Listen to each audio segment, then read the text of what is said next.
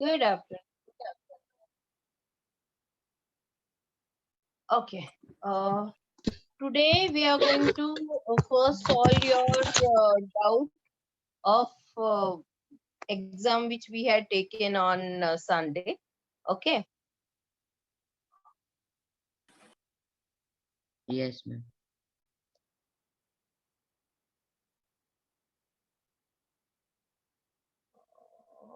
Okay. Ma'am, first lecture is of SS. Now, yes, it will be alternate. मतलब मेरा first lecture होगा, and then you'll be Okay, having ma'am. maths in that way. Okay. Ma'am, every day? I think so. Tuesday, Thursday, Saturday, it will be like this only. Okay, ma'am. Okay.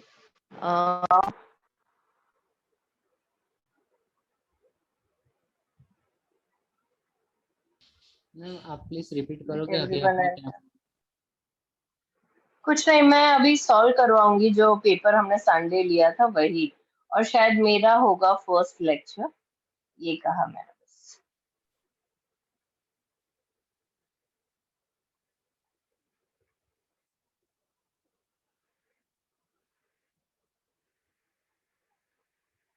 Okay, let everyone enter. I think so. Some students are left till now.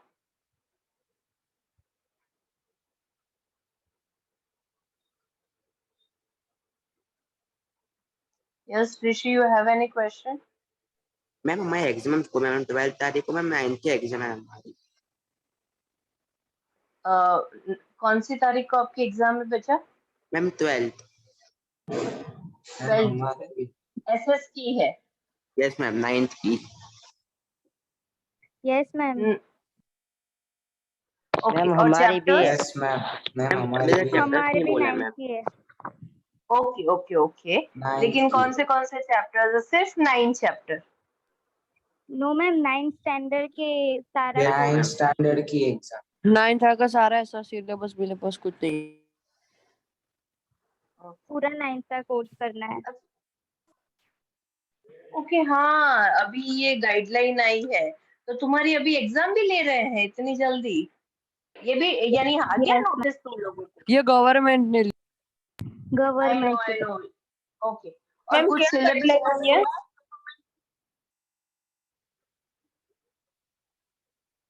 Government ने यानी कुछ syllabus या कुछ भेजा है कि कुछ भी नहीं भेजा है? नो नहीं मैम। मैम, मैं फुल सिलेबस स्टैंडर्ड का होगा।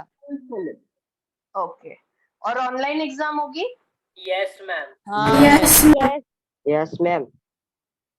ओके, तो चिंता क्यों कर रहे हो? टेंशन मत लो, 12th को है ना? Yes ma'am. Yes ma'am. एक दिन जाने दो, टेंशन मत लो, एक दिन जाने दो, स्कूल तुम लोगों को गाइडलाइंस देगी। इवन मेरे पास भी सारी गाइडलाइंस आ जाएगी, उसके बाद हम जो भी होगा, जैसे कि आज कौन सा है, today is Tuesday, Thursday we will solve it. Okay, कुछ भी क्वेरी होगी, सब कुछ होगा, जिस तरह से गाइडलाइन आएगी, आज ही तो डिक्लेयर किया है, तो तुम इतना टेंशन मत लो, ठीक है? उसको हम किस तरह से हो रहा है हम उसको फाइंड आउट करेंगे, और फिर उसकी उसी हिसाब से फिर मैं तुम लोगों को उसका रिवीजन दे दूंगी। डोंट वरी, ओके, चिंता मत करो, ओके मैम। ज्यादा है नहीं, ठीक है? तो आज के दिन शांति रखो, मतलब ज्यादा वो मत करो, स्कूल से गाइडलाइंस आने दो, बोर्ड की प्रॉपर गाइडलाइंस आने दो, उसी के बाद पता चलेगा कि एग्जैक्टली है क्या, ठीक है? तो don't worry for that. Okay, now let's solve 10th GS. अच्छा, पेपर कैसा रहा? मैम इजी था। मैम इजी था। इजी था। मैंने एक्चुअली चांदखेड़ा ब्रांच और घाटलोडिया ब्रांच के तो पेपर्स चेक कर लिए हैं, उनमें सबने एक ही गलती की है। What was that mistake? मैं मोस्ट प्रोबेबली जो स्टूडेंट्स के मैंने देखे हैं जिन्होंने गलती की है, 1 minute, let everyone enter, students still are coming. वो थी ये वाले क्वेश्चंस में मैंने क्या पूछा था और तुम लोगों ने क्या लिखा? I asked explain in detail schemes and programs undertaken by the government to reduce unemployment. Unemployment, मैंने poverty नहीं पूछा था, लेकिन आपको ये था कि मैम poverty बहुत अनएम्प्लॉयमेंट ही लिखा था। नहीं, बहुत साक्षी तुमने लिखा, बहुत सारे बच्चों ने I have checked and I have given them zero. Many students, 5 to 6 students were there to whom I have given zero. Why? Because they had written pure poverty alleviation programs. Understood? So kindly read the question first. कि क्या पूछा है? Reduce unemployment पूछा है मैंने reduce poverty नहीं पूछा था. So kindly just go through the questions. ऐसा लिखा है कि undertaken government reduce तो टैप का ही लिख दो, ऐसा नहीं होता है. So kindly go through that first. ठीक है, उसमें ये सबसे answer एक ज्यादा बार बच्चों ने फिर गलती की है.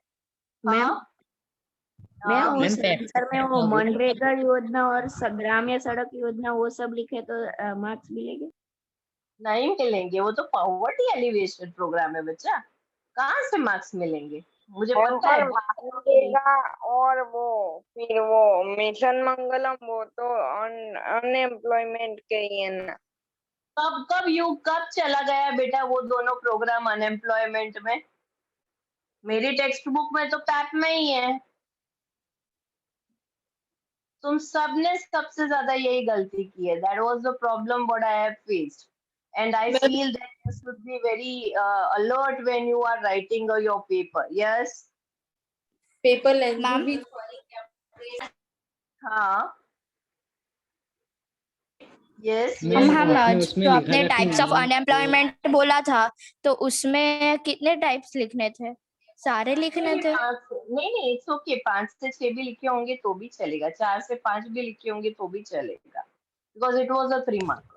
मैम मैम 4 3 लिखे हो मार्क तो वाला राइट मतलब मार्क्स नहीं कटेंगे हाँ ना? मिलेगा. नहीं कटेगा सर. Okay ma'am. मैम आपने वो लास्ट सेकंड क्वेश्चन में कहा था ना कि अनएम्प्लॉयमेंट वाला एफर्ट्स टू रिड्यूस में, उसमें मेन 4 मैंने 4 पॉइंट्स लिखे हैं, तो फुल मार्क्स मिलेंगे ना? अगर वो रिलेटेड है तो डेफिनेटली मिलेंगे, क्यों नहीं मिलेंगे. ठीक ओके है, मैम. चलो अब मैं सॉल्व करती हूँ तो ज्यादा क्वेश्चन है ना वो एक बार फिर से समझाओ ना. हाँ 1 मिनट, मैं है ना 1 बाय 1 सारे करवा रही हूँ. ठीक है, अगर आपके मैम पास है तो ठीक है. या मैम अगर हम वो अनएम्प्लॉयमेंट के टाइप्स में अगर 3 अनएम्प्लॉयमेंट के टाइप्स लिखे और एक डेफिनेशन लिखी अनएम्प्लॉयमेंट की तो मार्क्स डेफिनेशन का 1 मार्क, 1 मिनट, डेफिनेशन का 1 मार्क होता है. उसके सिवाय अगर वो 2 में 3 ही लिखे होंगे तो शायद 2 मार्क्स मिलेंगे. इस तरह से उसका बाइफोकेशन होता है मार्क्स का. पर मैम अगर डेफिनेशन ही नहीं लिखी हो तो डेफिनेशन नहीं लिखी हो तो वो it depends कि how you have written the answer. It depends on the, if I have asked कि write the definition, then you have to write down the definition. If I have asked, then you have to. Ma'am अभी question paper solve करवा रहे हो? हाँ question paper solve करवा रहे हो. चलो, now the first question was कि reserve forest, protective forest, collective forest और स्टेट फॉरेस्ट का आंसर क्या था. तो रिजर्व फॉरेस्ट में आएगा under the district control. Protected forest में आएगा look by the administrative department. Collective forest में आएगा control by local self government. और स्टेट फॉरेस्ट में आएगा बी, कंट्रोल बाय स्टेट और सेंट्रल गवर्नमेंट, दोनों में से कोई भी. तो इसका आंसर है बी. सबने राइट ही लिखा है, किसी ने गलत नहीं लिखा है. B is the right answer. Okay, now ma'am B या D? B for banana. Okay ma'am. Okay.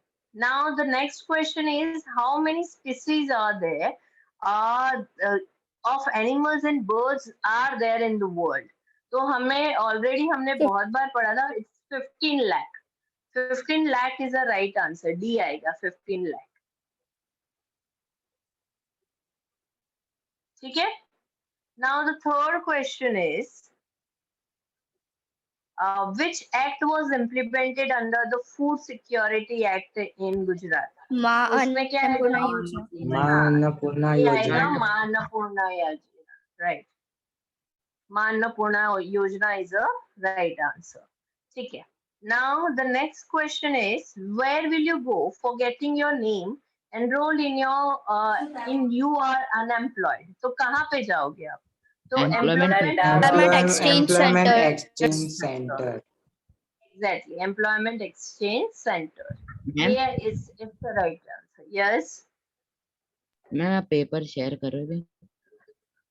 Paper share करना पड़ेगा। Yes ma'am.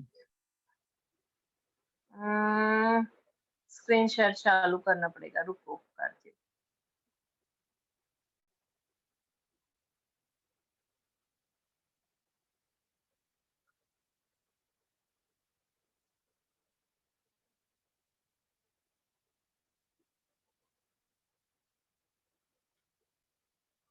Now the next answer is, next question is, sorry, poverty is a qualitative concept that we Qualitative. had already discussed. Yeah. Qualitative. Then, yeah. बहुत सारों ने tiger लिखा है 6th में, कैसे tiger आएगा? तुम थोड़ा तो सोचो तो सही यार। क्या पूछा है? असम का मैंने पूछा है कि असम में मैम टेक्स्ट बुक में भी दिया हुआ है। सुंदरबन, हाँ, Yes. It is seen one horn Assam आया, मतलब आपको सोचना, अगर वेस्ट बंगाल आता तो आप शायद कंफ्यूज भी हो जाते कि चलो टाइगर आएगा, राइट? लेकिन यहाँ पे असम भी आया है, तो you have to think once कि टाइगर कैसे आएगा। One horn rhino is the right answer, ठीक है? द नेक्स्ट क्वेश्चन इज, चीता इज और seen ma'am- only in Africa continent. Yes, अकेला राइनो लिखा होगा तो चलेगा? चलेगा चलेगा, दौड़ेगा। चीता is seen only in Africa continent in their natural habitat. True ये मैम। natural habitat में मिलते हैं, तो True. yeah. Beggars, landless laborers, bonded actually extra है, लेकिन beggars और landless laborers में अगर हम डालें तो फिर उसमें rural poor में it will be included. Ma'am beggars तो दोनों में आते हैं ना, रूरल एंड अर्बन में। दोनों में आता है, हाँ, लेकिन हम जब लैंडलेस लेबरर्स और बॉन्डेड लेबरर्स की बात करते हैं ना, तो वो सीधा आंसर रूरल में ही चला जाता है। So that is the reason we consider it's true. Okay, then ma'am bonded labour means forced workers ना? हाँ, forced workers, yes. Why was Tiger project started? To save the tiger or 1971? बहुत सारे बच्चों ने 1973 लिखा है। 1973 कहाँ से आया? जरा पढ़ो तो सही, जब प्रोजेक्ट्स पढ़ाए जाते हैं टेक्स्ट बुक में ध्यान रखो, ठीक है? Why was snow leopard project started and when? So it was started in 2000 to increase the knowledge for the local people. मतलब local people में इसकी यानी they got the information about it. Yeah, why to save the leopards. तो यही इतना ही आपको लिखना है, ज्यादा नहीं लिखना है। Now century, I had asked century actually twice. Yes. Ma'am कौन सा ईयर का आपने? किसका बेटा? मैम स्नो लेपर्ड में। स्नो लेपर्ड में 2000, और मैंने क्या बोला, मतलब क्या पूछ रहे हो? नहीं मैम, वो सिर्फ ईयर पूछना था। 2000 बचा। Now what is meant by century? एक मिनट मुझे देखने दो, कोई एंटर तो नहीं हुआ। Okay, what is meant by century? तो century मैंने ऑलरेडी आपको बोला था कि जहाँ पे एक, मैं एक बार समझा दूं फिर मैम बोलना please.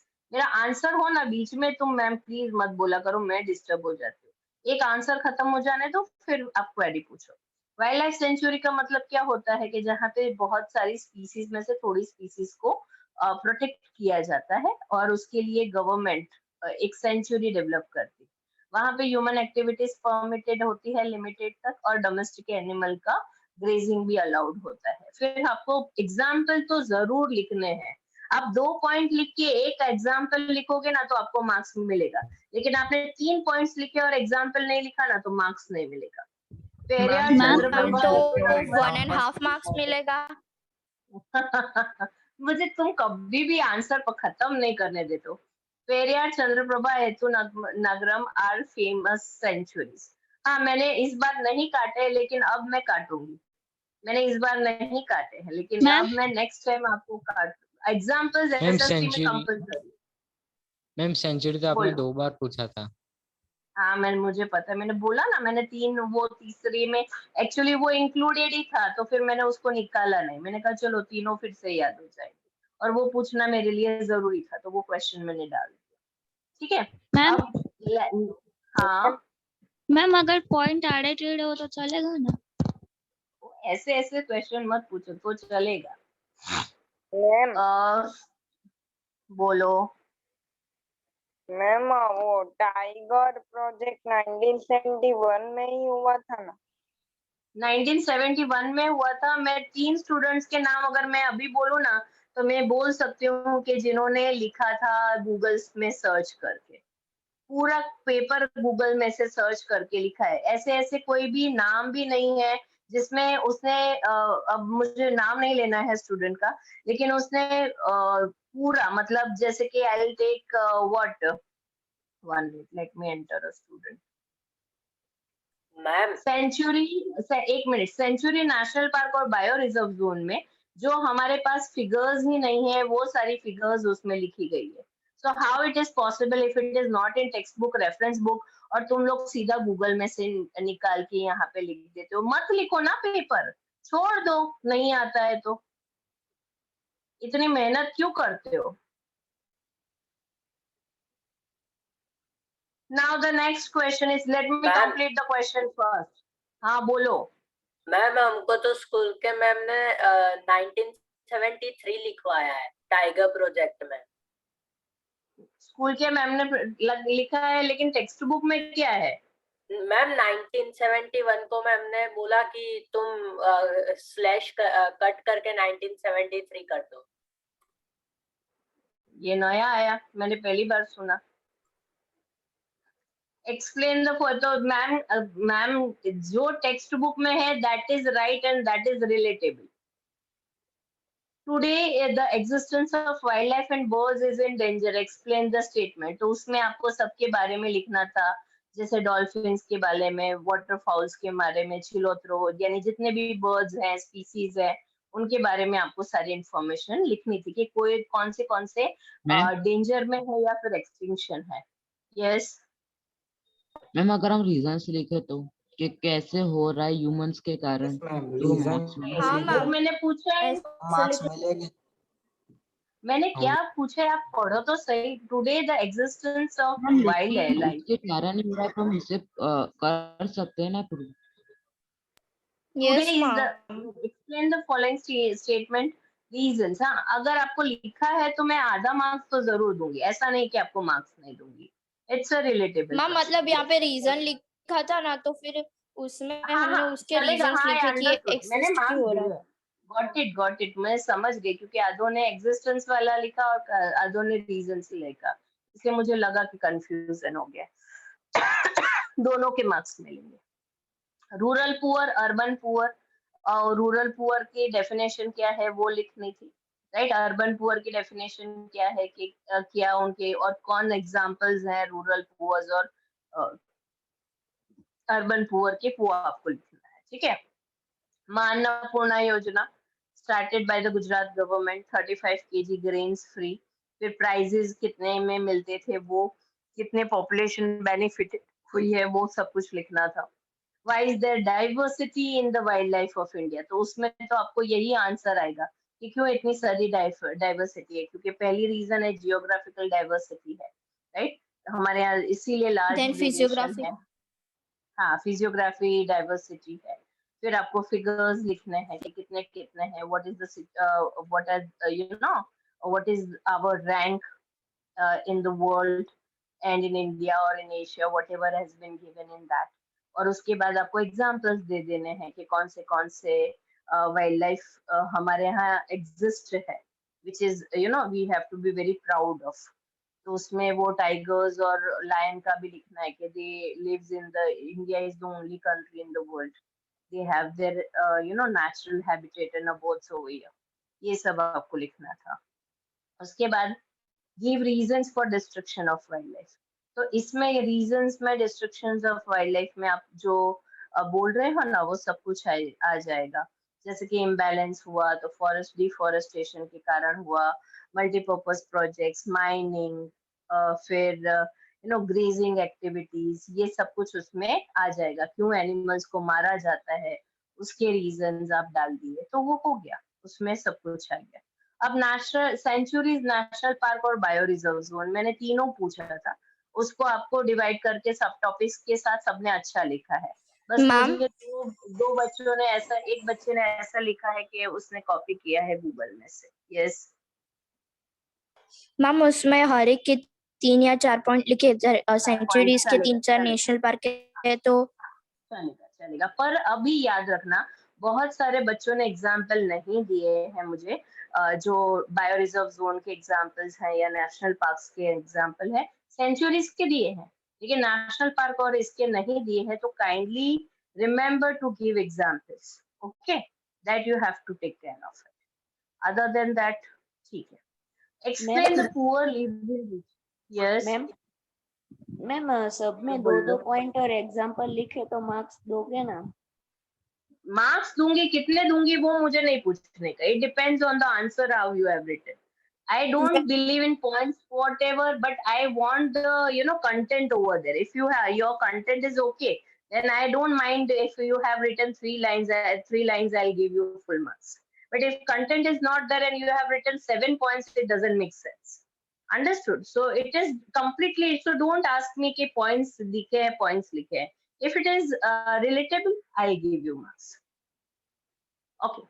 Now explain who lives in rich India. इसमें भी बहुत सारों ने फिगर्स लिख दिए हैं, पर मैंने फिगर्स नहीं पूछे थे, यही पूछा था कि क्यों poors lives in rich India लिखा गया है। बिकॉज इलिटरेसी, अनस्किल्ड लेबर्स बहुत ज्यादा है, मिनरल रिसोर्सेज हमारी कंट्री में बहुत ज्यादा है, राइट। फिर भी हमारी कंट्री बहुत ही पुअर है। व्हाई? बिकॉज इलिटरेसी बहुत ज्यादा है, अनस्किल्ड कंडीशन है, ट्रेनिंग नहीं है लोगों के पास, ओवर पॉपुलेशन है, ये सारे रीजंस है। तो ये सब आपको लिखना है। So it is rightly stated that the poor lives in rich India. फिर मैम एग्जांपल के मार्क्स कटेंगे? पता नहीं, इट डिपेंड्स।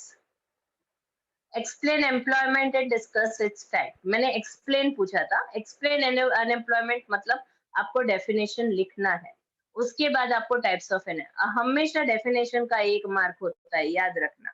अगर 2 क्वेश्चंस पूछे जाते हैं 3 मार्कर में, तो एक मार्क होता है डेफिनेशन का और 2 मार्क होता है जो दूसरा जो क्वेश्चन पूछा होता है उसका। तो उस हिसाब से होता है। तो आपको पता है ये seasonal, frictional, structural, disguised, industrial, educated, ये सारी अनएम्प्लॉयमेंट्स है। ठीक है। अब आया एक्सप्लेन। मैम यस बोलो।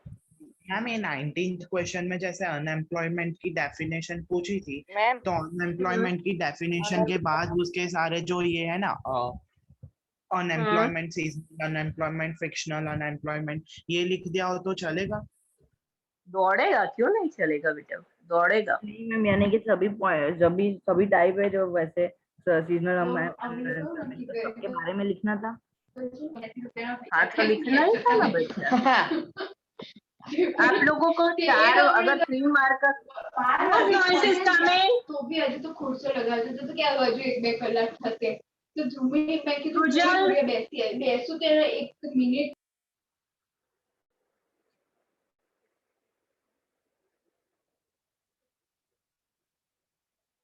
Now, the next question is explain educated unemployment. इसके अंदर क्या लिखना है वो भी लिखना था। बहुत सारों ने ऐसे किया है कि अनएम्प्लॉयमेंट की डेफिनेशन लिख के सारे 6 के 6 नाम लिख के छोड़ दिया है, तो कहाँ मार्क्स कटे हैं और कटेंगे। Explain the undertaken the government to reduce unemployment. तो अनएम्प्लॉयमेंट रिड्यूस करने के लिए हमने बताया था कि एग्रीकल्चर बेस्ड, फिर इंडस्ट्रियल बेस्ड किया गया है, फिर बहुत सारे विलेजेस में प्रोग्राम्स किए गए हैं, ये सारी स्कीम्स के बारे में, कैसे डिजिटल इंडिया, स्टार्टअप इंडिया, ये सारे एग्जांपल्स। ये आई थिंक सो मैंने 1 दिन पहले मैंने ये डिस्कस किया था अनएम्प्लॉयमेंट वाला, राइट। हाँ। अब right notes about the wild life on verge of extinction. कौन से एक्सटिंक्शन में है, तो वही आएगा।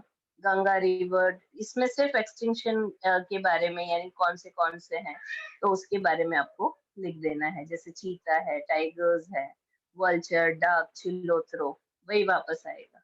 So this is what the whole chapter, नहीं सॉरी मैम या बोलो मैम बेटा। अगर 6 से 7 स्पीशीज होगा तो मार्क्स मिलेंगे? हाँ हाँ मिलेंगे। तुमने आंसर कैसा लिखा है? आंसर मजेदार होगा तो मार्क्स मिलेंगे। Okay ma'am. Okay. Now I hope your paper is solved and you will be not having any query. Yes, ma'am. Yes, ma'am. There are students also those who got 40 out of 40 marks also. In Ghatlodi also and in Chandkheda also. I don't remember the name. Ma'am Narayanpura का नहीं check किया? नारायणपुरा का आज check करूंगी, कल check हो जाएगा, Thursday को आपको मिल जाएगा। 17 चैप्टर में ही मार्क्स है। तो मैम काटलोडिया के मार्क्स कब आए? वो मुझे नहीं पता। You ma'am will be getting. Okay ma'am. आपका जो प्रोसीजर है उस हिसाब से मिल जाएगा। ये एक्चुअली मैंने जो चेक किए हैं तो ये मुझे डिस्कस करना जरूरी था। द रीजन इज के आप लोगों को पता चले कि आप लोगों ने क्या क्या मिस्टेक्स की है। अभी मैं नारायणपुरा का कल तक कर दूंगी तो परसों मैं उसके भी डिस्कस करूंगी कि किसने क्या क्या गलती की। So you people will come to know. ठीक है मैम आपकी स्क्रीन शेयर चालू है। स्क्रीन शेयर चालू। अभी स्क्रीन शेयर बंद कैसे करूं? हो गई स्क्रीन शेयर बंद? Yes ma'am. हाँ मैम। Yes ma'am. चलो now let's move to our chapter. मुझे एडजस्ट कर लेने दो कैमरा थोड़ा सा।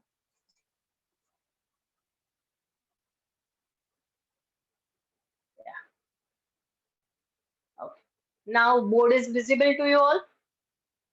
Yes ma'am. Yes, ma'am. Yes ma'am. थोड़ा डर है। ओके वो हो जाएगा अभी। ठीक है।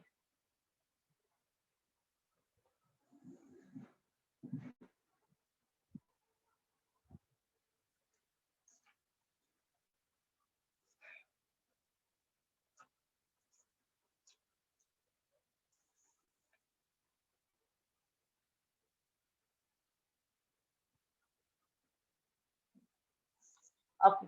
Now we had completed paddy. Paddy हमने complete कर लिया था।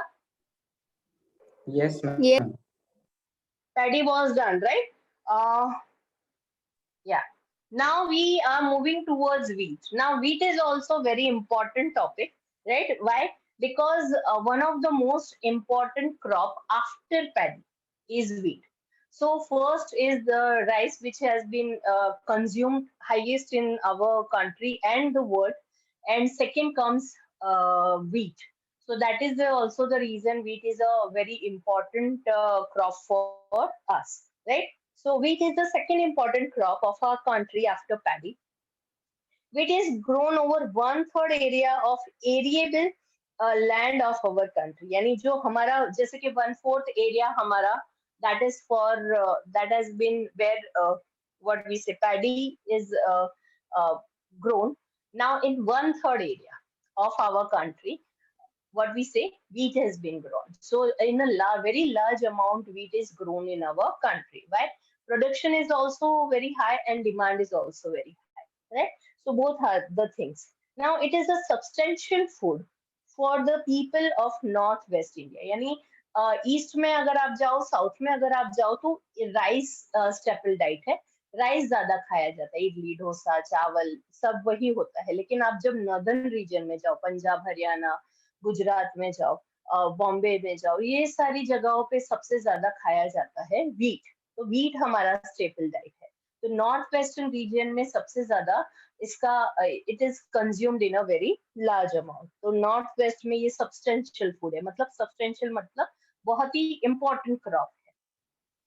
व्हीट इज अ रैबी क्रॉप, ठीक है, ऑफ टेम्परेट जोन। तो ये व्हीट क्या है?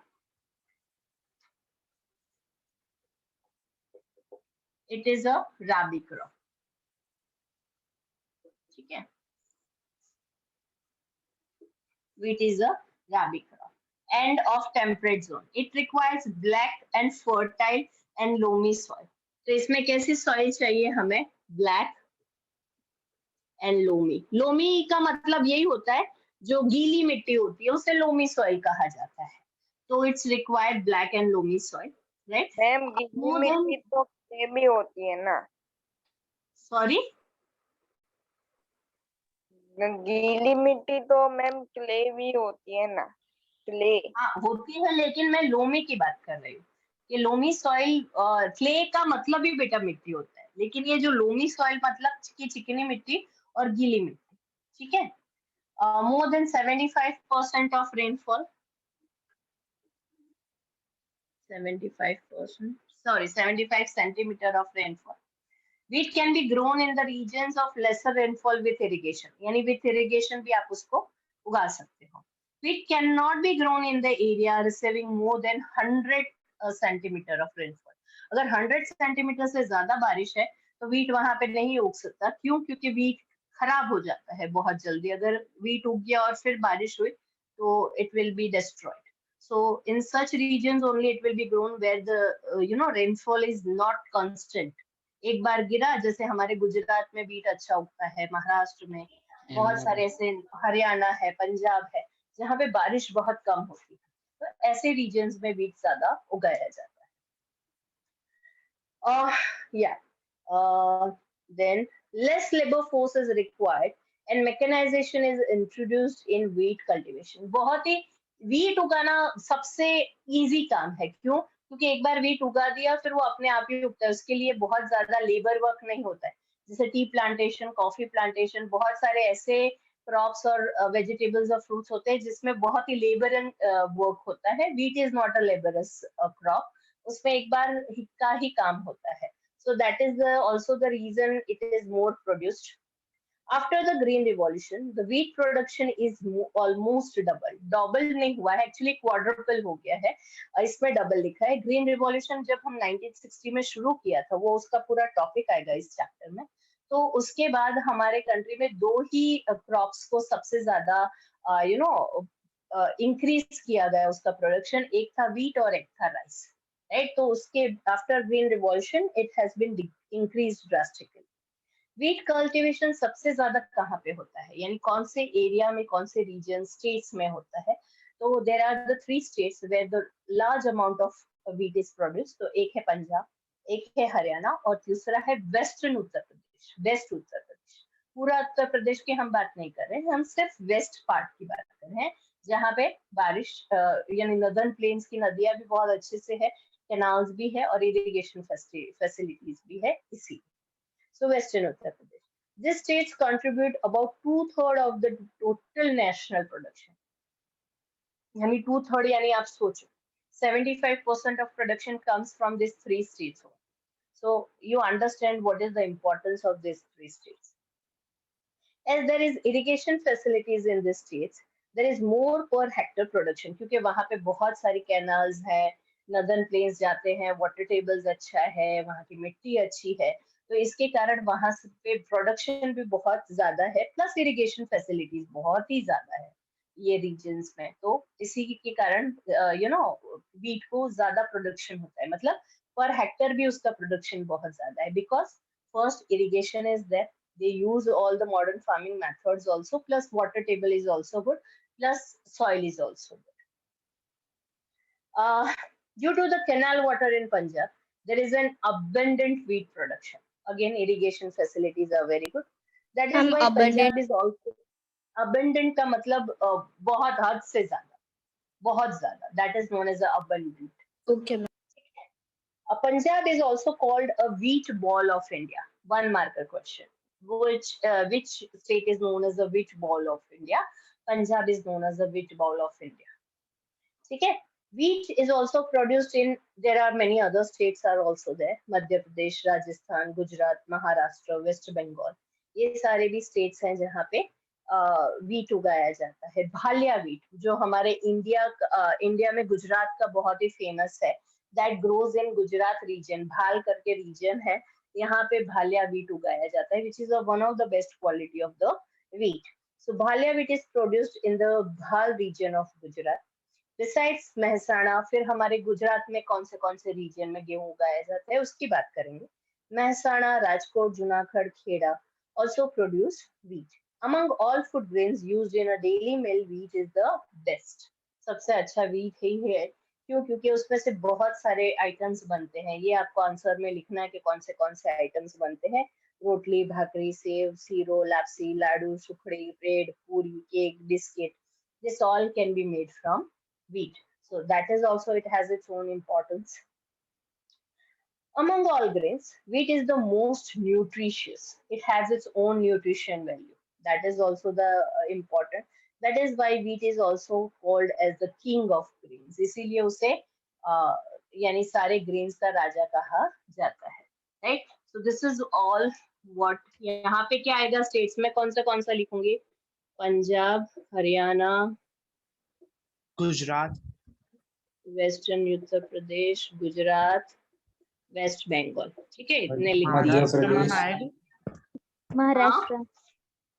चलो एमपी लिख दिया, बस जगह खाली थी. तो अब आगे तुम लोग लिखना. अब गुजरात में क्या क्या आएगा?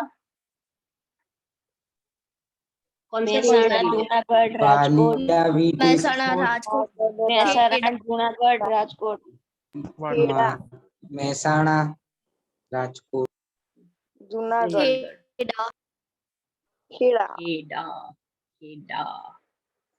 ठीक. और क्लाइमेट कैसा चाहिए इसके लिए? Temperate climate. Hot and humid. हाँ. फिर इसको व्हीट बाउल कहा जाता है. फिर क्या कहा जाता है? King of grain. ये एक्स्ट्रा कैरेक्टर्स थे. हाँ, it is most nutritious.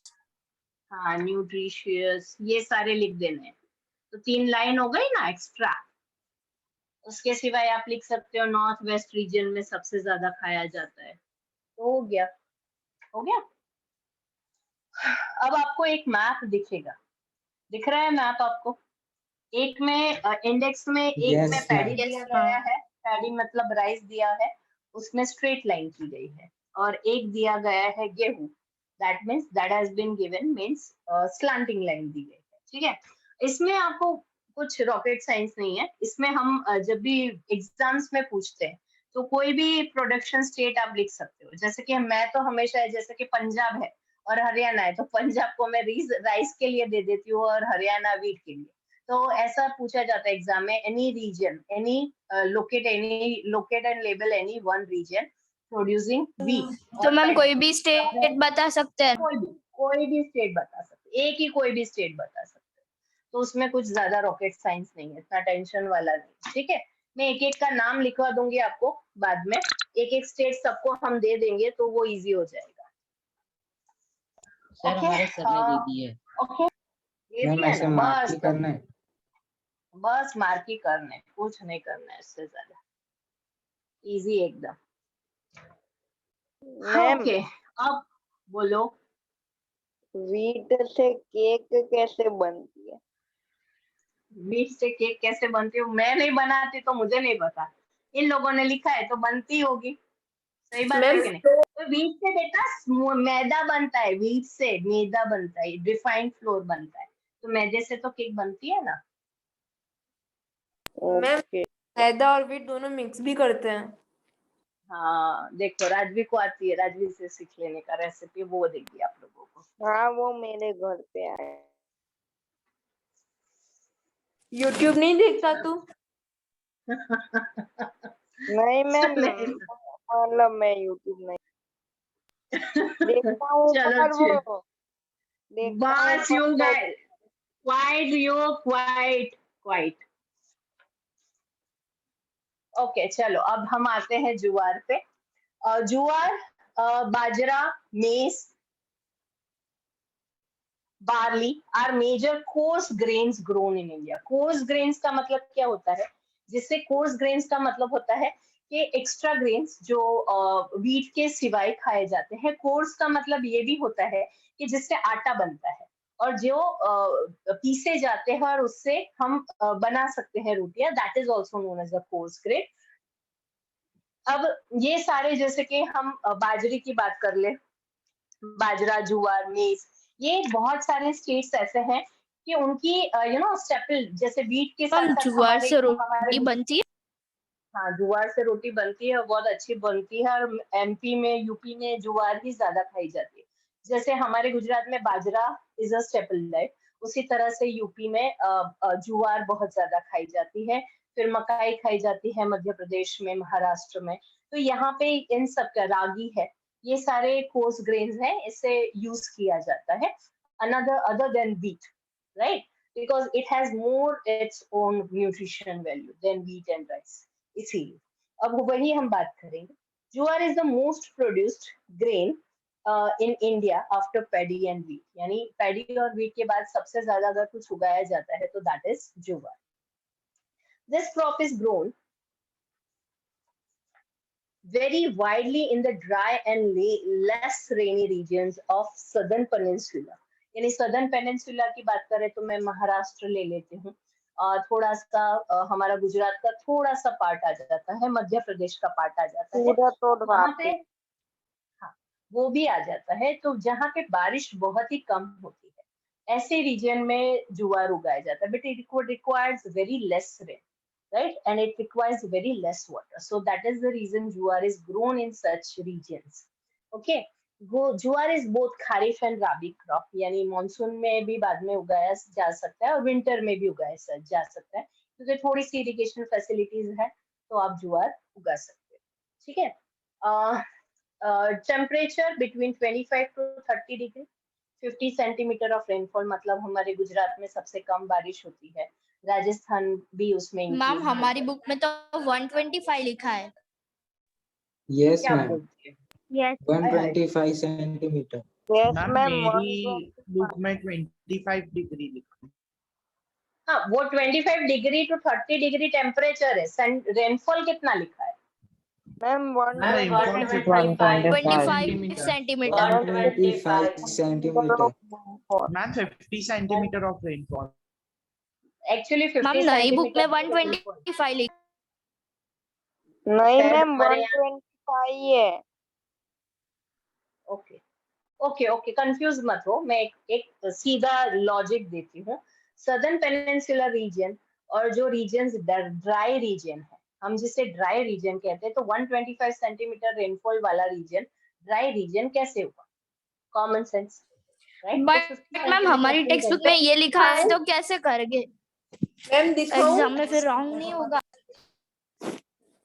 Ma'am text book दिखाऊं? मैम टेक्स्ट बुक दिखाए। मैम देखो ये। नहीं नहीं नहीं, I trust you all, I really I understand कि maybe there is a problem, maybe there is a, या I completely understand, but we will keep it like 50 or 125. जो लिखा है आपके टेक्स्ट बुक में वो लिखना। Teachers कभी भी मार्क्स नहीं काट सकते अगर डिफर करते हैं वैल्यूज, तो they are not allowed to cut the marks अगर टेक्स्ट बुक में डिफर करते हैं इन द बोर्ड ऑल्सो, तो उसकी चिंता मत करो, ठीक है? पर लॉजिकली अगर मैं बोलती हूँ तो 50 centimetre rainfall is the right answer. फिर आपके में 125 लिखा है तो यू कैन राइट 125, ठीक है? Rainfall, black and loamy soil are favourable conditions. मिट्टी जो कैसी अच्छी होती है, तो black and loamy soil is good. It is produced in which regions? Maharashtra, Karnataka, Andhra Pradesh, Tamil Nadu, Gujarat states. Maximum farming of jowar in Gujarat is done in Surat and Tapi district. ये जो डिस्ट्रिक्ट है वहां पे सबसे ज्यादा ज्वार होता है। चलो अब मुझे इसके बोल दो कितना टेम्परेचर लिखूं मैं? 25 to 30 25 degree to 30 degree Celsius. मैंने दोनों लिख दिया है। Black and loamy, rabi, kharif and rabi crop. Kharif and rabi crop. फिर मध्य प्रदेश, मध्य प्रदेश, तमिलनाडु, गुजरात स्टेट, कर्नाटका। मैंने ब्लूटूथ पहने, मेरे कान फट जाएंगे। सूरत, तुम सब साथ में बोलोगे। सूरत एंड तापी। फिर Surat and Tapi, what are the extra features of this? नहीं, क्यों नहीं पता? It is grown in dry and less region. Then It Needs black less and loamy water. soil. It is most produced grain after paddy and wheat. Most produced grain. Yeah, this is the right question. Feature. Most produced grain after wheat and It needs black and loamy soil. हाँ वो हमने add कर दिया. ठीक है, ये clear हो गया class? Yes, ma'am. Yes, ma'am.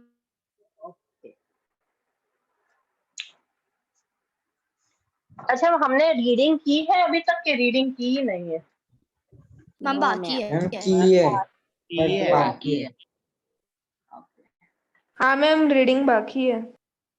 Okay fine.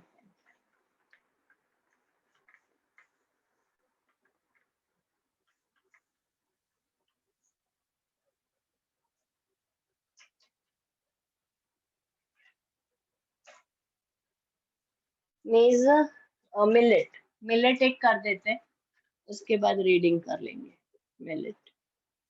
अब मिलेट भी एक तरह का मैं क्या कहूँ, ग्रेन ऑफ लेबरर्स कहा जाता है, क्योंकि बाजरा जुआर इस तरह से मिलेट भी एक तरह का क्या बोले, अगर मैं कहूँ तो अनाज ही है. That is very much eaten by the laborers. It is also, millet is known as a grain of laborers.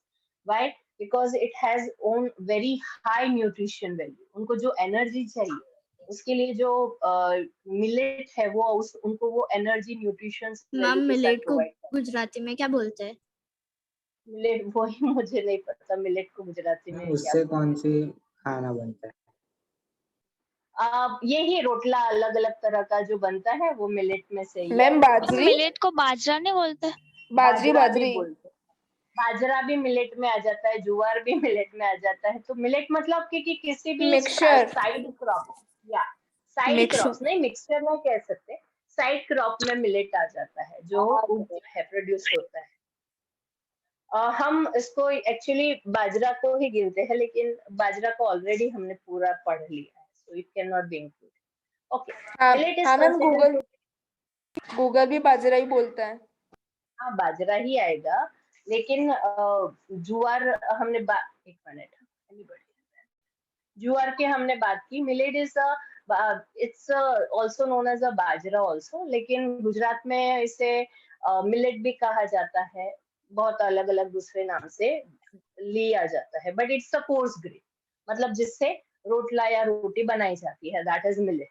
So millet is considered to be the grain of laborers because it has its high nutrition value. It grows in the region having a temperature between 25 degree to 30 centimeter, जो गुजरात में ज्यादा होता है. Between 40 to 50 centimeter of light rainfall and light sandy soil, मतलब जो राजस्थान की मिट्टी है, गुजरात की मिट्टी है, उसमें ये आराम से उग जाता है. Major state producing millets are Rajasthan, Gujarat, Uttar Pradesh, and Maharashtra. The Banaskantha district in Gujarat leads in the production of millet in Gujarat. मतलब गुजरात में सबसे ज्यादा बनासकांठा में होता है. राइट? तो इसमें क्या क्या आएगा अगर मैं मिलेट का बोलूं तो कितना rainfall? 50 centimetre of 25 to 30 degree. 40 to 50 centimeter. हाँ 40 to 50 centimeter. Okay, 40 to 50 centimeter. Right? Temperature is 25 to 30 degrees Celsius. 25 to 30 degrees Celsius. Dry and sandy soil. Yes, ma'am. Right? Yes. दिखा हुआ है कौन सा crop? Light sandy No, soil. ma'am. नहीं ma'am नहीं लिखा. हाँ कोई बात नहीं. इसका खारिफ क्रॉप और राबी क्रॉप. स्टेट्स में कौन से हैं? Gujarat, Rajasthan, Gujarat, Uttar Pradesh and Maharashtra. Rajasthan, Gujarat, Uttar Pradesh and Maharashtra. Maharashtra. In Gujarat, which is the region where it Banaskantha. Yeah. And other features में grains. Grain of labor. Grain of laborers. Grain of laborers. It's a 1 mark question. Huh? Grain of laborers. Grains of laborers. Sorry, grain of laborers. Okay. So today we will keep it till here only. Ma'am अब reading हाँ, अब read. Ma'am कहाँ से करनी है? I think so. हमारा बाकी था. Ma'am agricultural products of India. Agriculture products in India. यानी खारिफ राबी हमने वो सीजन वाला हो गया उसे उड़ाया तो जूम में क्या होता है, कोई भी एप्लीकेशन देखो ना, चार्जिंग वाला सेट देखते हैं ना। राजवी बहुत आवाज। Sorry ma'am. म्यूट कर दो ना बेटा अपने आप को. Okay, let's start. Okay. Major agricultural crops, agricultural products of India. Yes, Drumi, read.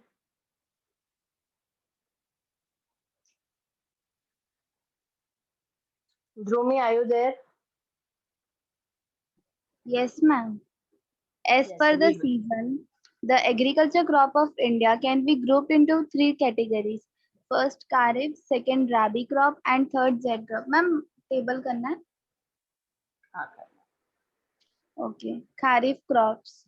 Crops which are taken during rainy seasons are called Kharif crops. Time for these crops is from June to July to October, November. Paddy, maize, jowar, millet, cotton, till, groundnut, moong, and maize are Kharif crops.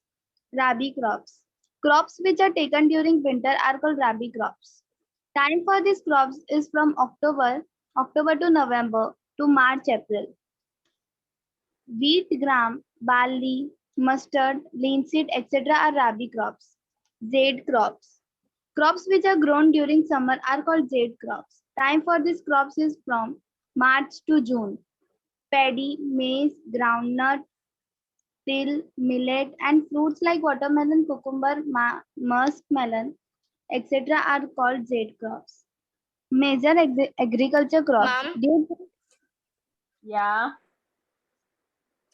Ma'am जो millet है ना उसमें खरीफ और जायद crops है, रबी में तो है। Okay, fine. I'll change it. Kharif and Zaid. Okay. Yes, continue, Dhruv. Yes, major agriculture crops. Due to the diversities in geographical conditions, climate, variety of land, the amount of rainfall, etc., different crops are grown in different parts of India. Okay, fine. Now the next is Rajvi, read. Yes, ma'am. Food grains से पढ़ो. राजवी आवाज होता हो disturbance को तो रहने दो बेटा. अगर डिस्टरबेंस नहीं है एक मिनट. हाँ कोई बात. हाँ मैम अब चालू कर दूं. Yeah. Food grains. Grains are cultivated is about 75% of the total area sown, and about 50% of the total production comes from grains. Major fruit grains are as follows. Paddy, rice. Paddy is our most important crops. A large majority of the world and about half of the population of India uses rice. India stands second in the world after China in paddy production. Paddy is sown over 1/4 of the total sown area. Paddy is a crop of torrid zone. Hot and humid climate, minimum temperature of 20 degrees Celsius. Fertile alluvial soil and more than 100 centimeters of rainfall are necessary for more production. In regions of less rainfall in Punjab, Haryana and Uttar Pradesh, this crop is taken through irrigation. More human labor is necessary for paddy cultivation. West Bengal, Tamil Nadu, Andhra Pradesh, Telangana, Bihar, Odisha are major paddy producing states. The crop is taken 2 to 3 times in West Bengal, Uttar Pradesh, Bihar, Odisha and Tamil Nadu. In Gujarat, paddy is grown in Surat, Tapi, Panchmahal, Ahmedabad, Kheda, Anand, Valsad districts. Paddy requires more water. However, instead of keeping the paddy fields fully underwater, paddy is grown by irrigation through sprinkles using less water. Wheat. One. Now, Dev Sharma, read.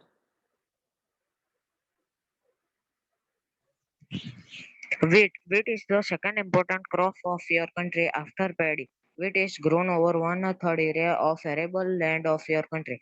It is the substantial food of the people of Northeast India.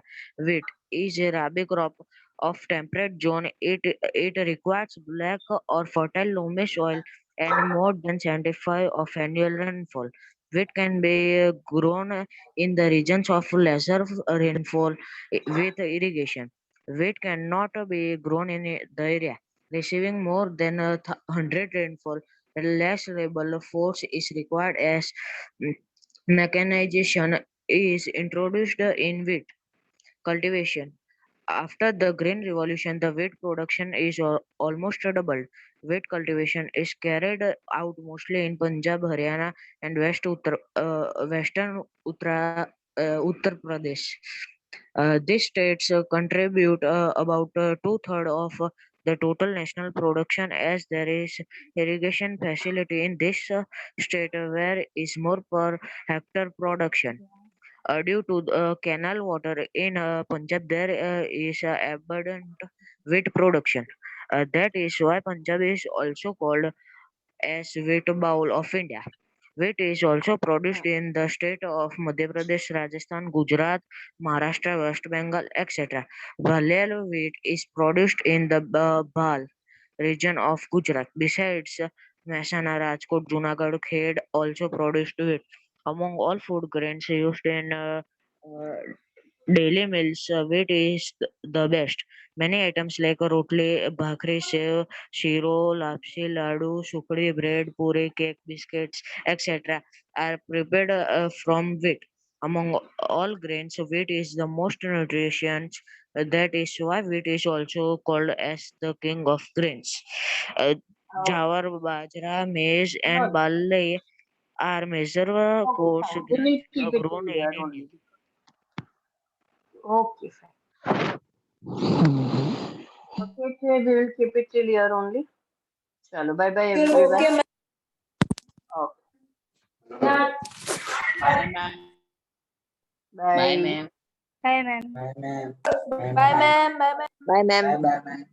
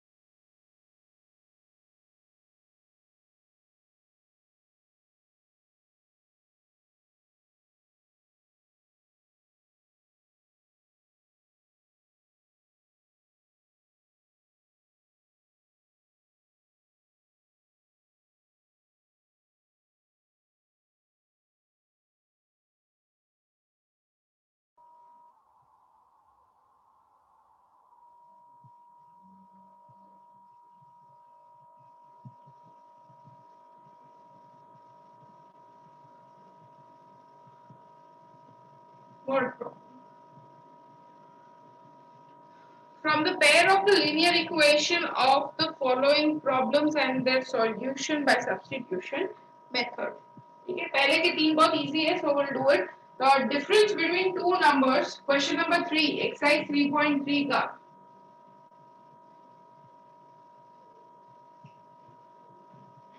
Exercise 3.3 निकालो direct. Question number 3. Exercise 3.3, question number 3.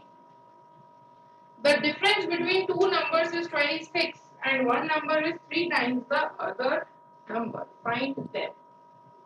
Okay, there are two numbers, larger number, smaller number. Larger number x, smaller number y. दोनों numbers का difference पहली line में दिया है. The difference between two numbers. Difference between two numbers. So x minus y equals to 26. One number is 3 times the other. पहले difference लिख दिया, दोनों number का difference है 26.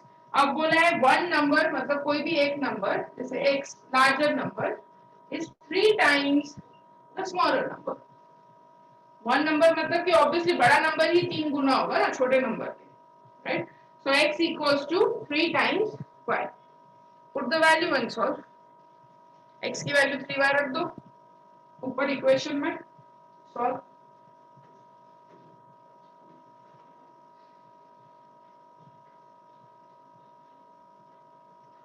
Ma'am y equals to 13. क्या? y equals to 13 and x equals to 13. 13 and x equals to 13, 3 are 39.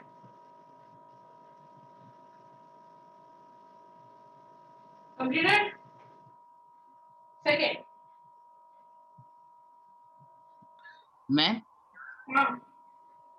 Ma'am हमें कैसे पता चला कि ये लार्जर या स्मॉलर? डिफरेंस दिया है ना, इसीलिए तुम ऐसा कंपलसरी नहीं था कि लार्जर लिखो, तुम फर्स्ट नंबर सेकंड नंबर भी लिख सकते हो, बट मोस्टली ट्राई करने का कि जब भी क्वेश्चन में डिफरेंस की बात करें मतलब माइनस की, तो हम लार्जर स्मॉलर ज्यादा यूज करते हैं, क्योंकि डिफरेंस में ये चीज मैटर करती है ना कि बड़ा नंबर माइनस छोटा नंबर. पता नहीं. Second, larger of the two supplementary angles exceed the smaller. इसमें भी सेम ही है, इसमें तो larger smaller बोला ही है. Larger भी x, smaller भी y. Supplementary angles मतलब कि दोनों का sum 180 डिग्री. ये दिया नहीं है, ये तुम्हें अंडरस्टैंड करना पड़ेगा, क्वेश्चन में नहीं दिया है. So x plus y equals to 180 degree supplementary angles. ठीक है? Now उसके आगे बोला है larger of the two supplementary angles exceed the smaller. Exceed का मतलब होता है plus, greater. Exceed का मतलब होता है greater.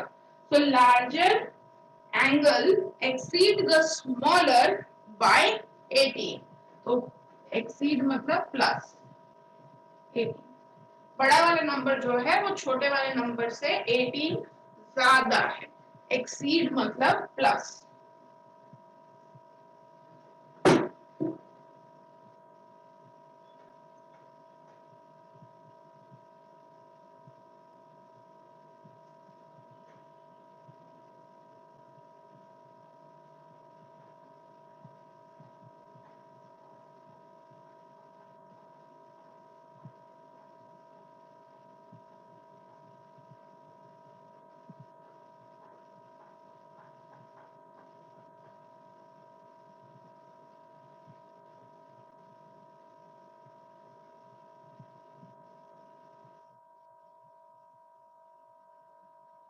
Completed? X की वैल्यू y plus 18 रख दोगे तो 2y equals to 180 minus 18. कितना आ रहा है? y is equal to 81. 81. 81 and x equals to second में समझ नहीं है. क्या? मैम ये सेकंड वाला एक बार सप्लीमेंट्री एंगल क्या होता है? सप्लीमेंट्री एंगल का मतलब होता है कि सम जो है वो 180 डिग्री, कॉम्प्लीमेंट्री एंगल्स मतलब 90 डिग्री, सप्लीमेंट्री एंगल्स मतलब एंगल्स का सम 180 degree. So x plus y equals to 180 degree. Ma'am x की वैल्यू 99 आई। x जो है larger number exceeds smaller number by 18, larger x number equal to 99 number से plus 18 है। Okay, next question number 3।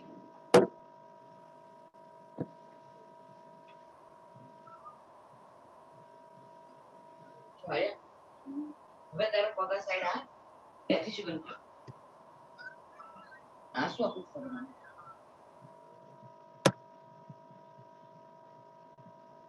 Solve equation अभी लिखना, solve बाद में।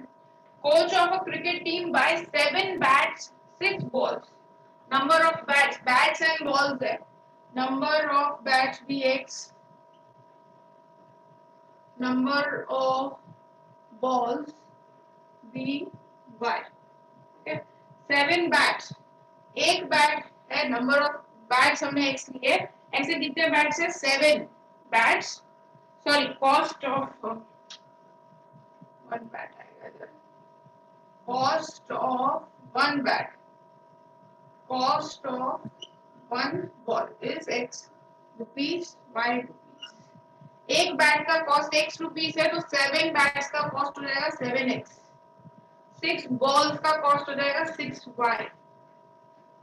ठीक है, और इन दोनों का एडिशन 3800 रुपीस हो रहा है।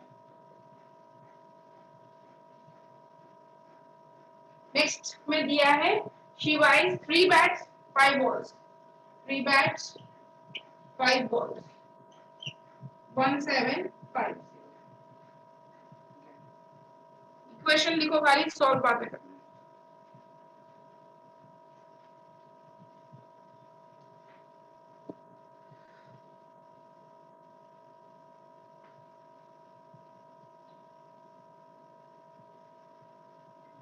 तो नेक्स्ट क्वेश्चन, अब यहां से हेडिंग डालो टाइप 1, यहां से हेडिंग डाल दो ऐसी टाइप 1। अब हम पूरे चैप्टर में से इस टाइप के क्वेश्चंस पहले करेंगे जो अब आ रहा है तुम्हारा नेक्स्ट 4th वाला। ओके, तो द टेक्स्ट बुक में भी लिख दो 1, टाइप 1 ऐसा करके लिख दो टेक्स्ट बुक में, क्वेश्चन के बाजू में। रीड कर लो पहले सब लोग। क्वेश्चन रीड करो बेटा, प्रीवियस क्वेश्चन बाद में सॉल्व करना।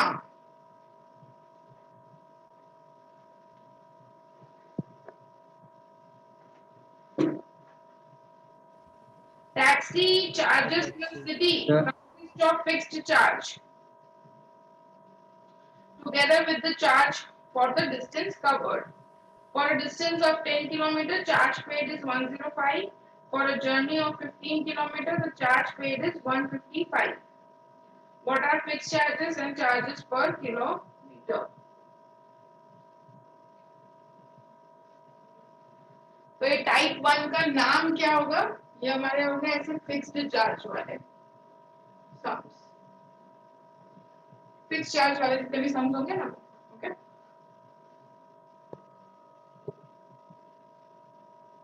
देखो अब आगे करते हैं question. Taxi charges in a city consist of a fixed charge together with the charge for the distance covered. Normally जैसे अभी Uber, Ola ये सब होता है, उसमें भी यही टाइप का कॉन्सेप्ट यूज होता है कि आपको फिक्स चार्ज तो पे करना ही करना है।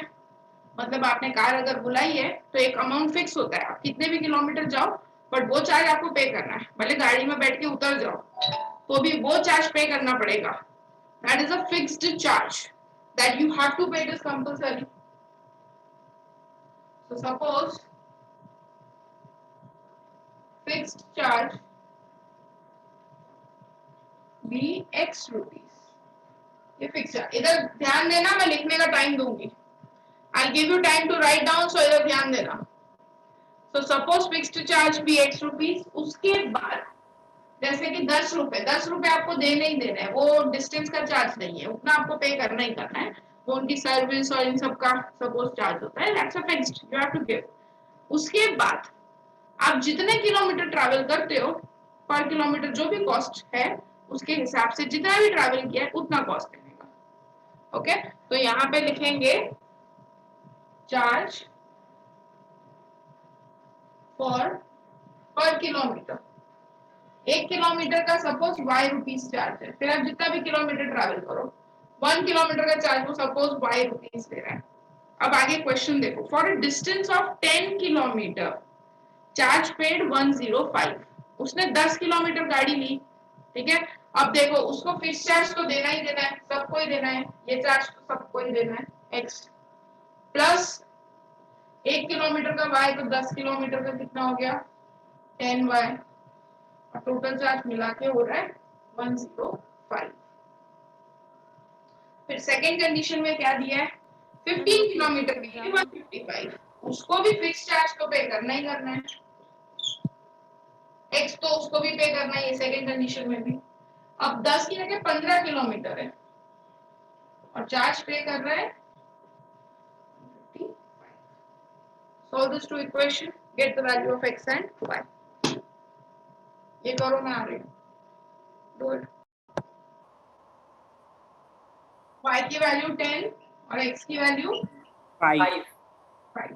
ओके, सो रुपीस 5 रुपीस फिक्स चार्ज है, 5 रुपए आपको देने ही देने हैं, आप चलोगे नहीं चलो 5 रुपए आपको देने हैं, और 10 रुपए है पर किलोमीटर का चार्ज। अभी आगे क्वेश्चन एक और पूछा है इसी में, how much does a person have to pay for travelling a distance of 25 kilometre. Find करो 25 किलोमीटर के लिए कितना पे करेगा। Okay, so it will be 255 5 kilometre है, सो फिक्स चार्ज तो है 5 रुपीस प्लस हर किलोमीटर का 10 रुपए, 1 किलोमीटर का 10 रुपए, वो कितने किलोमीटर जा रहा है 25 किलोमीटर का 10 रुपए, तो टोटल कितना हुआ ये फिक्स चार्ज 25 बाय, इक्वेशन बनाओ x प्लस 25 बाय, x की वैल्यू रख दी और y की भी वैल्यू रख दी, तो करो solve, it will be 255। Ma'am ये आपने 9th की टेस्ट में भी पूछा था एक बार वर्ड प्रॉब्लम में। हाँ 9th में है, थोड़ा सा डिफरेंस है, ये 2 वेरिएबल है, that's it. Okay, next is type 1 का सम ही देखेंगे हम लोग। निकालो page number 57, page number 57।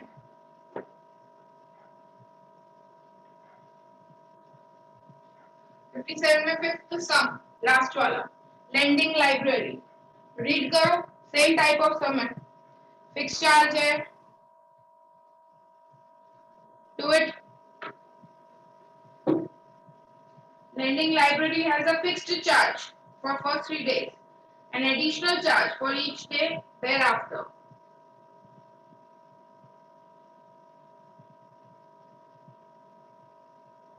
Sarika paid 27 for a book kept for 7 days, while Susie paid 21 for the book kept for 5 days. Find fixed charge and charge for each extra day. जो find करने को बोला है ना उसी को suppose करते हैं, जो फाइंड करने को बोला है उसी को you will suppose.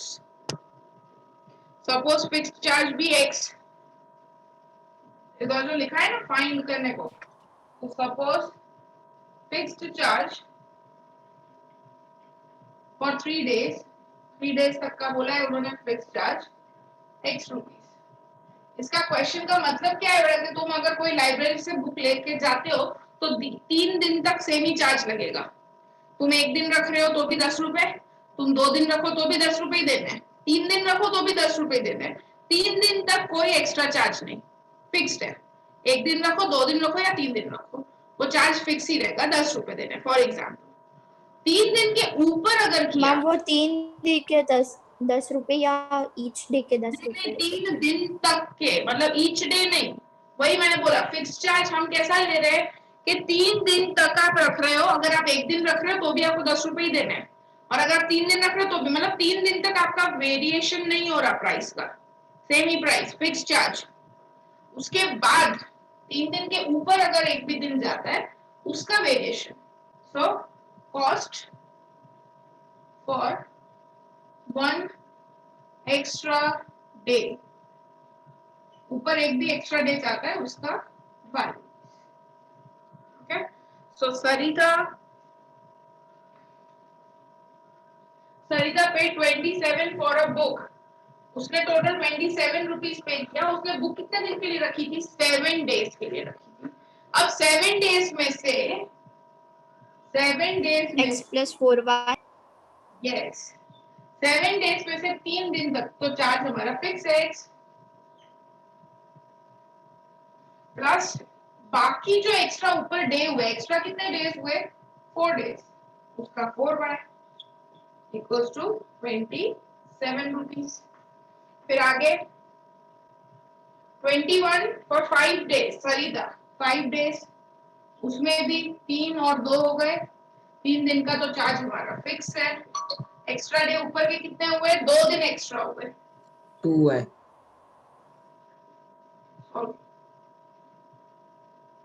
Ma'am y3 आ रहा है. कुशल समझ में आया? यस मैम y3 है. हाँ. कुशल पंजाबी यस मैम. समझ में आया? Yes ma'am. Okay good. Thank you.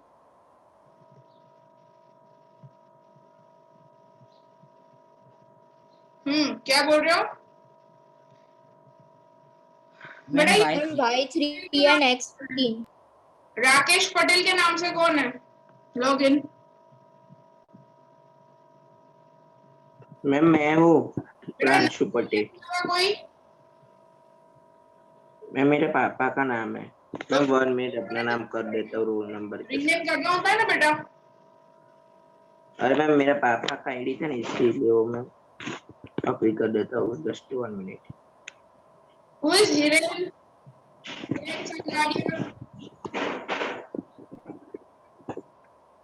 Hiren Sangadia के नाम पे कौन है? नहीं बेटा तुम्हारे पास भी है. एडमिशन आईडी है कुछ है नहीं क्या बेटा? छोटे बच्चे हो बेटा, सेकंड स्टैंडर्ड में पढ़ते हो क्या? ये सब चीजें बोलनी पड़ेगी तो करोगे. ध्रुमी सोनी. मैम ये को हिरेन सांगलड़िया दे.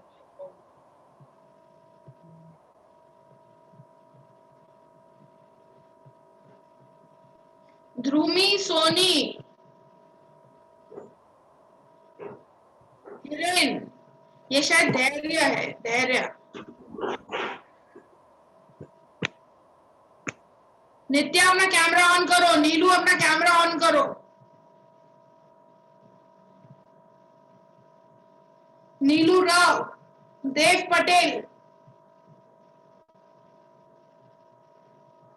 ये मेरा हिरेन के नाम से जो है मैं वो निकाल रही हूँ. रिमूव कर दूंगी. I remove you. Who is Hiren संगाड़िया?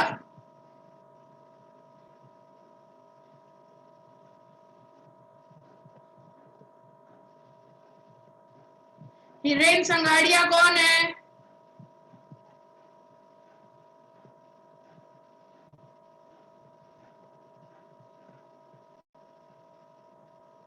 जिसका कैमरा मेरे को बंद दिखा उसको मैं रिमूव कर रही हूँ. हिरेन संगाड़िया.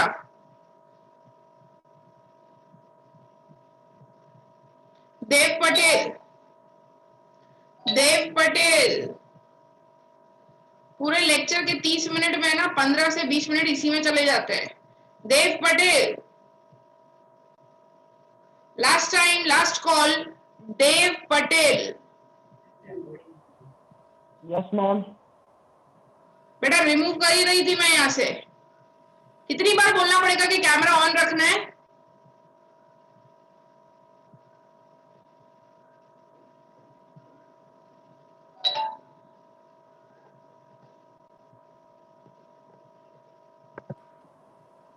Next question. मैम इसका आंसर आ गया. हाँ क्या है answer? y is equal to 15. Ma'am x15 और y3. पेज नंबर 63 पे आओ. और y3 है. Page number 63. First question. Page number 63, first question.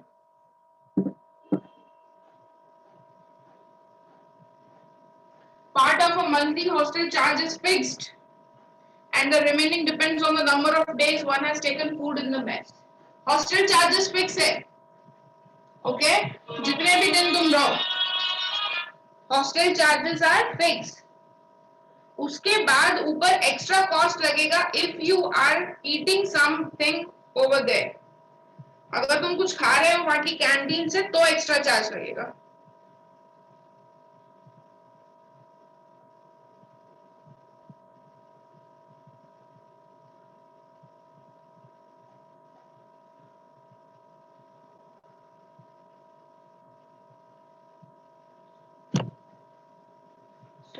First वाला मंथली हमें फाइंड करना है fix charges and cost of food per day. Last line देखो. सो हम करेंगे suppose fixed charge B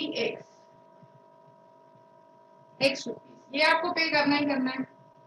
and cost of food per day ₹5. अगर खाना खाया तो पैसे दे रहे हैं, खाना नहीं खाया तो पैसे नहीं दे रहे, खाली हॉस्टल चार्ज दे देना है. ठीक है. Student A takes food for 20 days and has to pay 1,000 rupees as a whole. ठीक है, total charge. So X तो पे करना ही करना है student A. X charge तो पे करना ही करना है. Plus इसमें कितने दिन फूड लिया? 20 days. So 20 by total कितना आया? 1,000. Next, student B.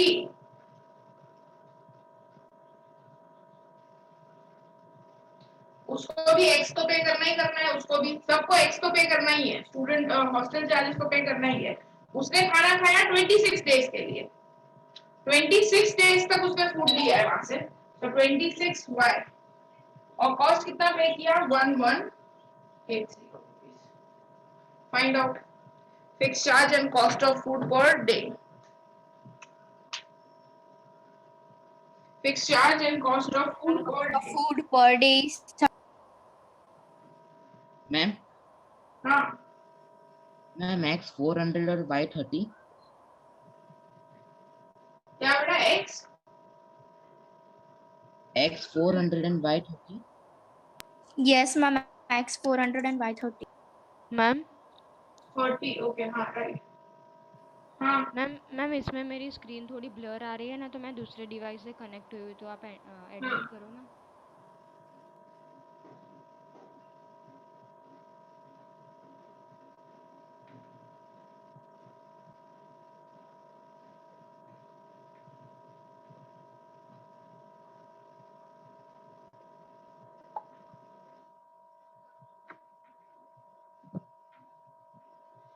Done. No ma'am. 400 तुम्हारा फिक्स्ड चार्ज है हॉस्टल का. And next is cost per food. Food का cost of food per day. Okay. चलो डन. अब टाइप 2 बेटा. अब टाइप 2.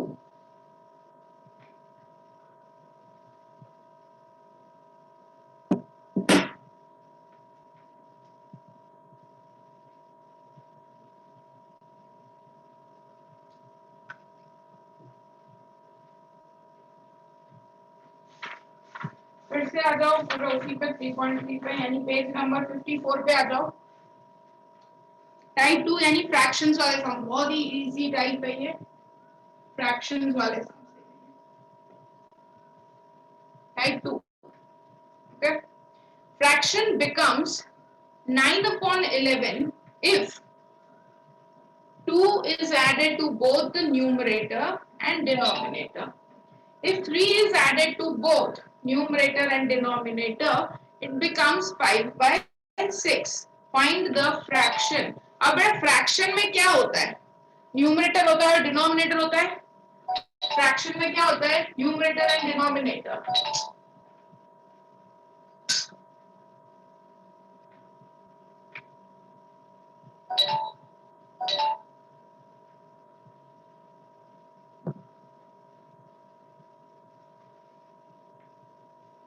देखो फिफ्थ फ्रैक्शन मतलब कि numerator, suppose numerator bx and denominator by, numerator bx and denominator by, ठीक है, क्योंकि फ्रैक्शन में क्या होता है, एक न्यूमरेटर होता है और एक डिनोमिनेटर, इन दोनों से ही बनता है फ्रैक्शन। तो यहाँ पे फ्रैक्शन क्या आ जाएगा, what will be the value of fraction, x by y, numerator को x ले लिया, डिनोमिनेटर को y ले लिया, तो फ्रैक्शन क्या बन गया, x upon y। जब भी फ्रैक्शंस वाले सम आए ये तीन स्टेटमेंट लिख देना है। अब कंडीशन पढ़ते हैं, फ्रैक्शन बिकम्स 9/11, मतलब ये x by y जो है, फ्रैक्शन बिकम्स 9/11, 9/11 बनता है कब, when 2 is added to both numerator and denominator. Numerator क्या है x, उसमें भी 2 ऐड करो, डिनोमिनेटर क्या है y, उसमें भी 2 ऐड करो। जब दोनों में 2 ऐड हो जाता है, x में भी 2 y में भी 2, तो दोनों में जब 2 और 2 + 2 हो जाता है तो फ्रैक्शन की वैल्यू क्या हो जाती है, चेंज होके 9/11, 9/11, ठीक है। Just for an example suppose करो मेरा फ्रैक्शन ये था 7/9, ठीक है, 7/9 सपोज मेरा फ्रैक्शन 7/9, ओके। दोनों में अगर मैं 2 ऐड कर दूं, ऊपर भी नीचे भी, तो मेरा फ्रैक्शन क्या बन गया, 9/11, ओके। तो सेम मेरा फ्रैक्शन है x by y, उसमें दोनों में 2 ऐड किया तो फ्रैक्शन क्या बन गया, 9/11। अभी इसे सॉल्व करने के लिए क्या करेंगे, लीनियर इक्वेशन बनाने के लिए you have to do cross multiplication. So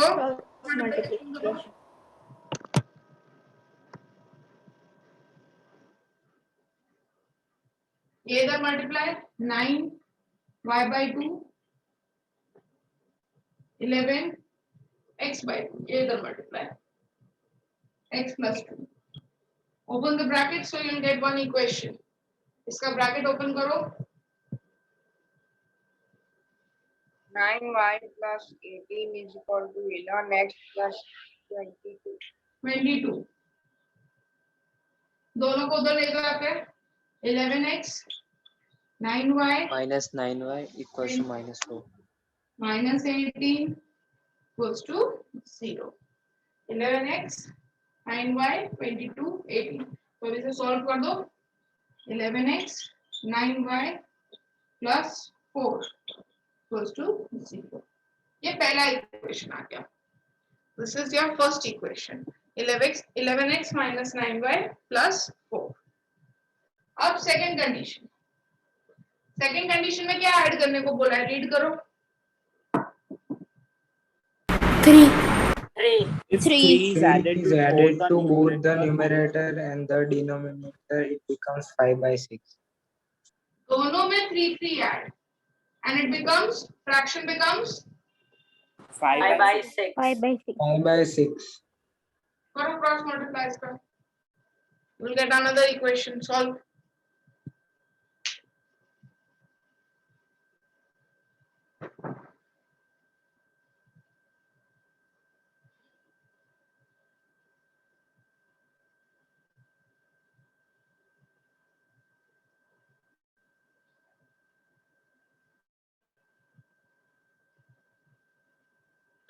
(6x - 5y + 3). Yes ma'am, मेरा भी यही आ रहा है, 6x - 5y + 3। Yes.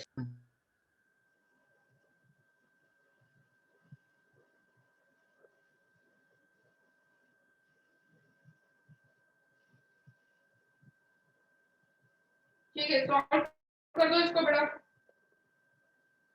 मैम अगर मेंशन ना किया हो कि कौन सी मेथड से करना है तो कोई भी मेथड से कर सकते हैं ना।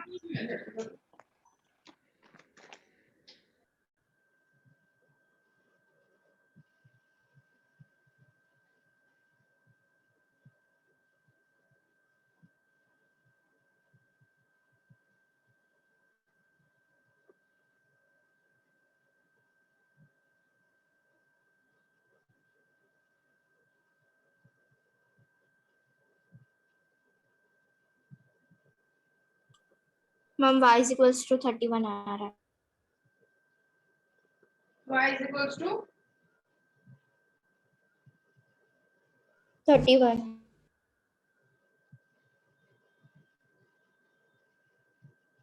सबका आ रहा है 8. नो मैम अभी कर रहे हैं.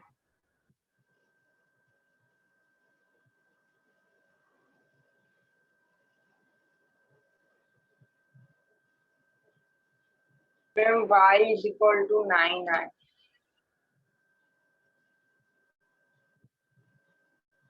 11x minus 9x plus 4 है. दूसरा इक्वेशन क्या है तुम लोग का? मेरे को बताओ. सेकंड इक्वेशन बताओ क्या आ रही है? 6x minus 5y plus 5y+3.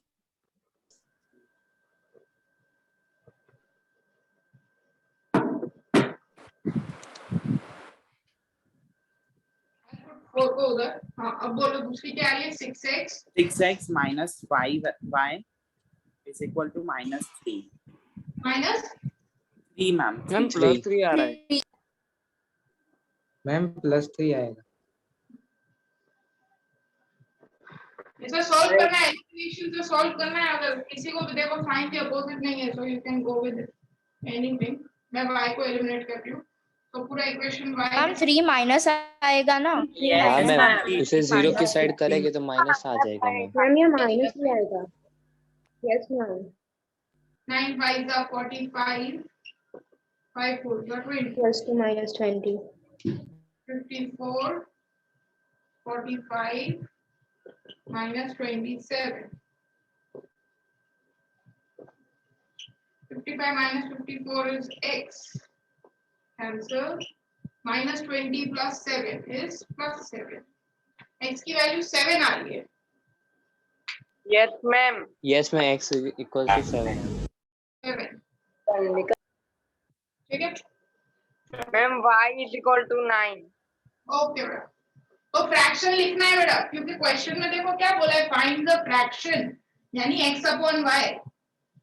7/9. x और y लिख कर नहीं आना है. खाली फ्रैक्शन बोला है फाइंड करने को तो x अपॉन y भी करना है. चलो अब नेक्स्ट है पेज नंबर 8 टाइप में 57 पेज नंबर पे आ जाओ. फर्स्ट सम पेज नंबर 57 में पहला ही सम वो फ्रैक्शन वाला है. करो पहले तो लिख ही दो. न्यूमरेटर भी x डिनोमिनेटर भी y फ्रैक्शन में भी ये तो लिख ही देना है. अब करो आगे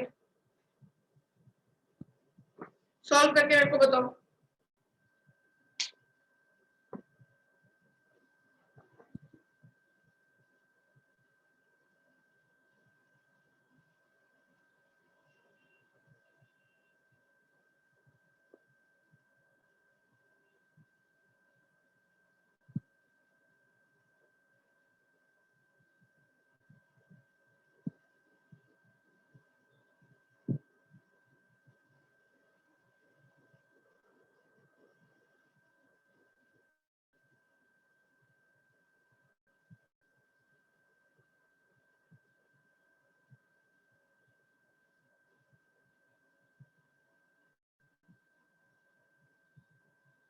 क्या आ रहा है? फर्स्ट इक्वेशन क्या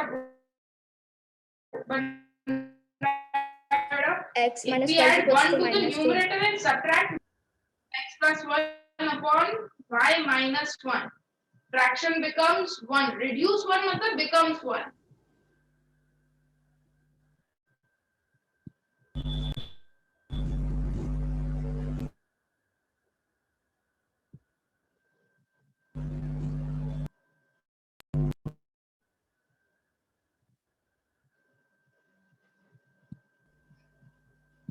आया सबको?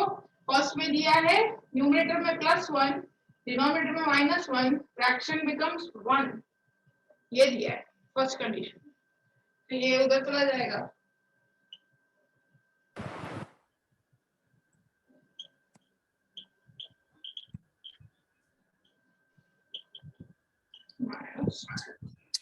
सेकंड कंडीशन दी है a fraction it becomes 1/2 if we only add 1 to the denominator. मतलब यहाँ x upon y plus 1. हाँ, x की जगह पे x ही रहेगा, x की जगह पे x ही रहेगा, सिर्फ डिनोमिनेटर में +1, ओनली डिनोमिनेटर में +1।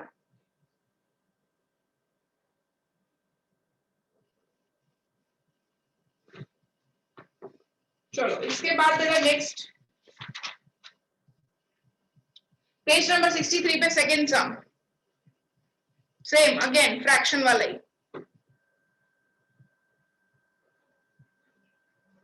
पेज नंबर 63 पे second,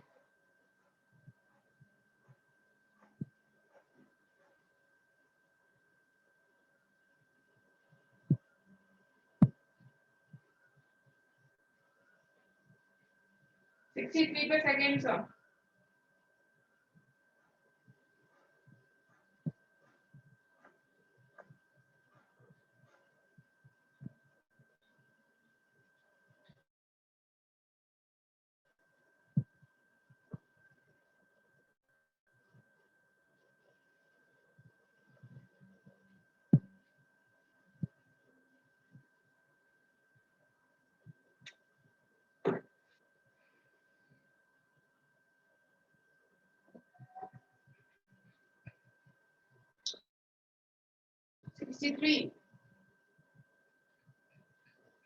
second sum, page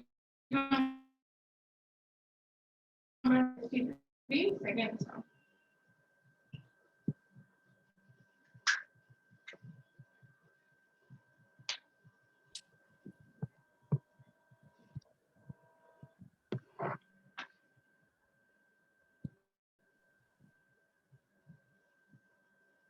Fraction becomes 1 by subtracted from the numerator. Same fraction वाला सम, 3 स्टेटमेंट पहले लिख देंगे। सेकेंड सम, न्यूमरेटर भी x, denominator y, fraction x by y। क्या बोला है? Fraction becomes 1 by 3 when 1 is subtracted from numerator. Only x minus numerator 1 में से ही upon 1 subtract करना और कुछ नहीं करना। ये वाली इक्वेशन में क्या बोला तुमको, ये वाले क्वेश्चन में कर दिया फटाफट सबने कि नहीं किया? 1 is subtracted from numerator, fraction becomes 1 by 3, खाली न्यूमरेटर में से ही 1 सब्ट्रैक्ट हो रहा है, इसमें से डिनोमिनेटर एज इट इज, यहाँ पे सिर्फ -1 हो रहा है, नीचे कुछ भी नहीं हो रहा, तो क्रॉस मल्टीप्लाई करो, ये इक्वेशन आ जाएगा। Second it becomes 1 by 4 when 8 is added to the y plus yes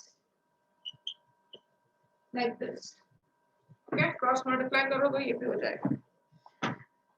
okay